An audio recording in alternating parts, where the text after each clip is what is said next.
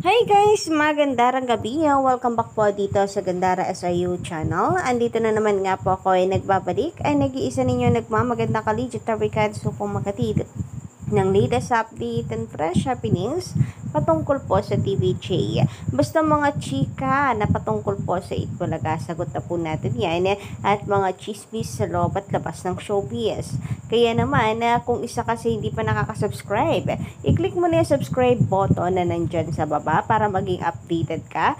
At pakidamay na rin ng notification bell na nandyan sa baba para ikaw naman po ay ma-notify every time na may bago tayong video.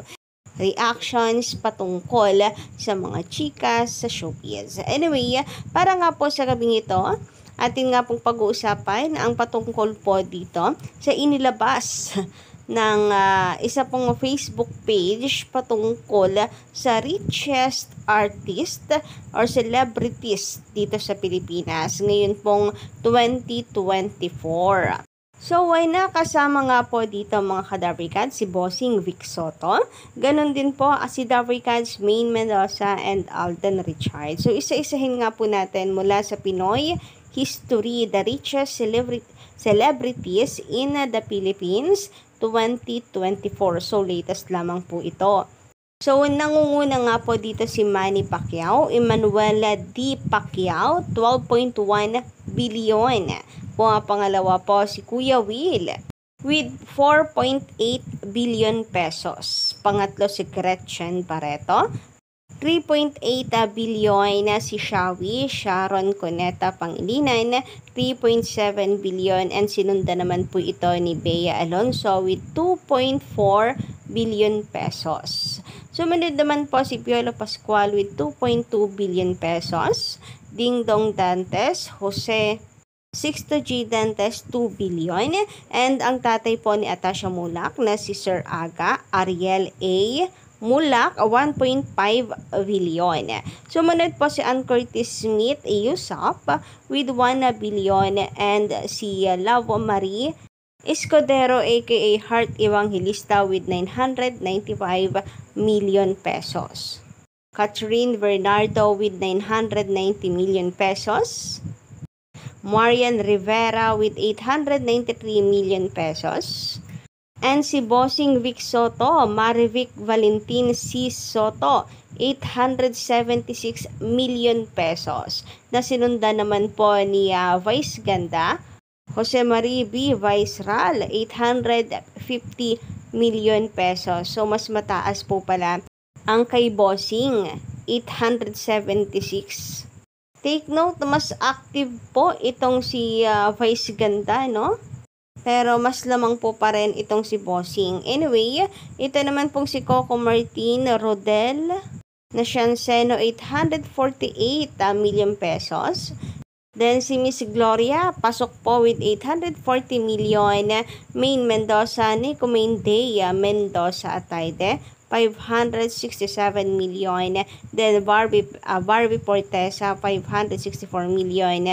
Then Richard Fulkerson Jr. or Alden Richards with 560 million pesos. And ang huli po sa listahan ay itong si Pia Wurzbach with 558 million pesos. Samantala, sa kabilang balita naman po mga ka-legit tarikad, so narito po na naman tagpaparamdam po si Best Pills. Sabi niya dito, handa ka na ba? Maugong ang balitang, maugong baga naman. Sila lang naman nagbabalita nito na magbabalik na ang pinakamalaking producer ng bansa, ang Tape Inc. Parating na ang nagpapataob or magpapataob sa lahat ng programang pangmasa. Abangan sa hashtag tahanang pinakamasaya. So, ayan na. Handa ka na ba? So, muli na naman pong binubuhay nila ang balitang ito na magbabalik na po ang Tape Inc. Magbabalik na daw po sila, malapit na. And kung matatandaan nyo po, last month pa nila tong sinasabi. Yung post nga po ni Ted dati ay 2 programa nga daw po ang dapat daw pong abangan, and sabi naman ni Procnoy ay ang dami daw pong advertisers, pila ang advertisers dahil Buo pa rin daw ang tiwala at suporta nila sa Tape Inc. Kaya pumirma na sila ng bagong programa sa kanila. So, ito kaya ang tinutukoy ni Best Pills na magbabalik ang Tape Inc. Ito pong dating ipinapakalat na po nila Ted at Procnoy. Sabi nga po nila dito noon na breaking news, advertisers, buo pa rin ang tiwala at suporta. Pumirma na sa mga bagong programa ng Tape Inc. Hindi na mapipigil at hindi na paaawat ang nalalapit na pagbabalik telebisyon ng Tape Inc. Sa katunayan dahil buo ang tiwala at suporta suporta sa production outfit, pumirma na ito sa mga bagong programang tiyak na inyong kagigiliwan. Ayon sa ating panayam sa pamunuan ng Tape Inc. kung gaano kadami ang commercial load sa dati nilang programa, ganun pa rin kainit ang pagtanggap ng advertisers sa ating nalalapit na pagbabalik. Nasaan kaya ang video? Well, syempre, nakapanayam po nila. Sayang naman, di ba? Kung wala man lang pong pictures and videos na nanggaling po mismo sa Tape Inc. Para mas lalo naman pong ganahan yung kanila pong mga followers kung sakasakali. Pero ito nga, pumirma na daw po ng kontrata ang mga advertisers. So, ibig sabihin ba nito nakapirma na rin ng kontrata ang Tape Inc.?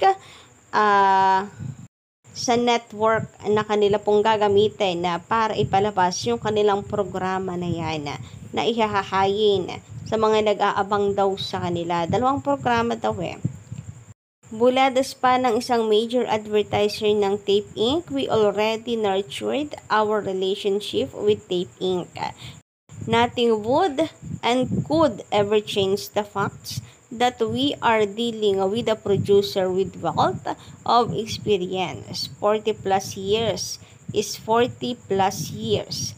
We do not usually place that much with a less than a year old production team with no track record in business.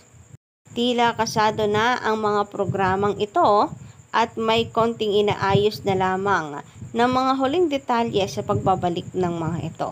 Handa na rin ang bagong bihis na studio at magbabalik sigla na ulit ang APT Studio sa mga susunod na araw. Susunod na araw buwan na po nakalipas. Anyari, pag sinabi nga kasado na yung programa, meaning kasado na rin po sa network na kanilang gagamitin.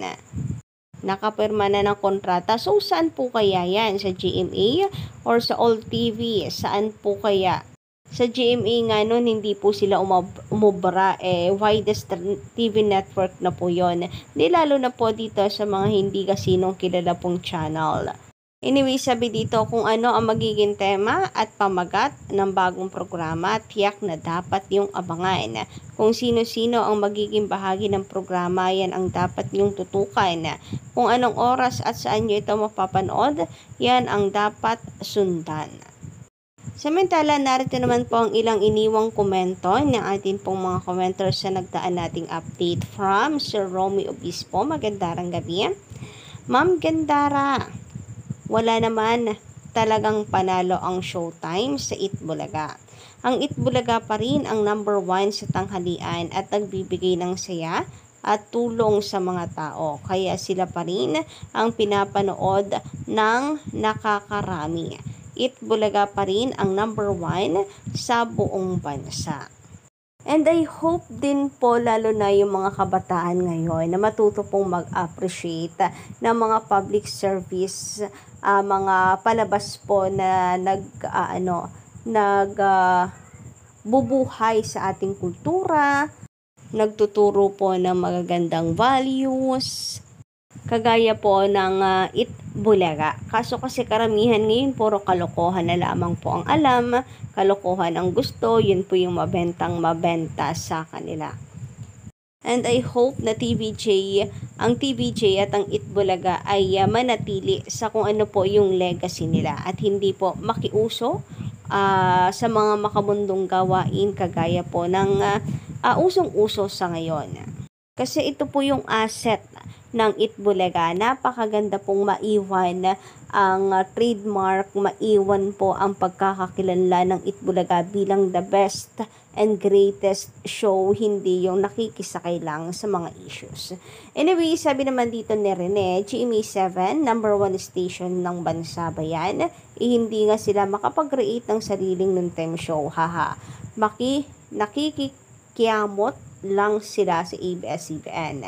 Wala ba silang tiwala sa mga staff at artist nila na kaya nila?